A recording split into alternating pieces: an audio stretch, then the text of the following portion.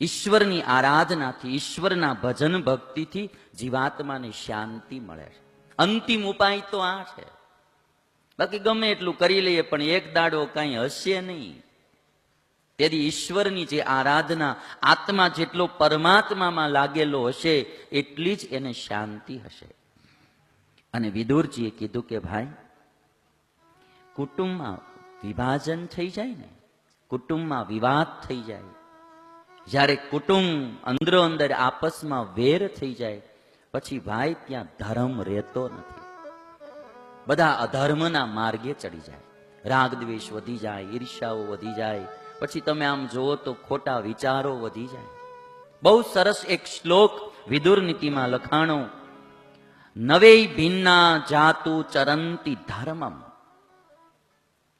કોઈ પણમાં કુસંપ થઈ જાય ને પછી તમારું ઘર હોય કે અમારું મંડળ, પછી ત્યાં ધર્મ લગભગ જવા માંડે.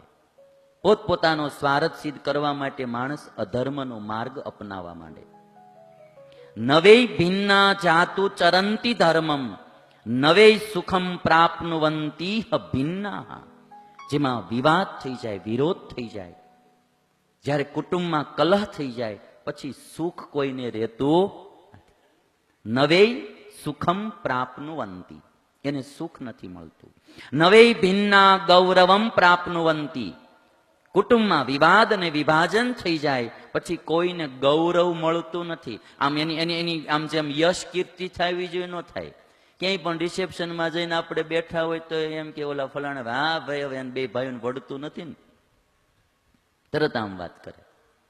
હા ભાઈ હવે એને ઓળખું, બે પતિ પત્ની બાંધવાન થયું તે સમાધાન કરવા હું જ ગયો હતો. અમને ખબર છે. એટલે તમે આમ જોજો ને, એટલે આપણે હાવ આબરૂ ધજાગ્રત કરી નાખ્યા આવડવા. એટલે આમાં લખ્યું છે નવે ભિન્ના. આ એક શ્લોક જો, નવે ભિન્ના જાતુ ચરંતી ધર્મમ.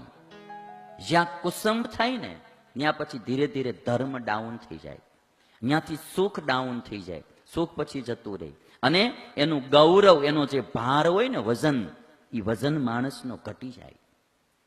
વિવાદમાં કુસંપમાં માણસનો વજન ઘટી જાય.